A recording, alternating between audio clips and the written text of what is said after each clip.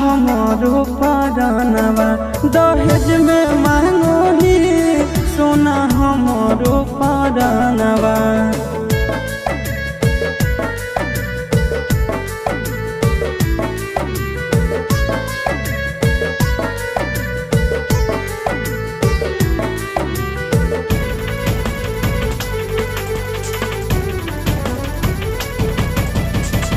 चुप नहीं करो ही यार तोर रोवेगे, इतना नी दर्द तक सही भी न होवेगे।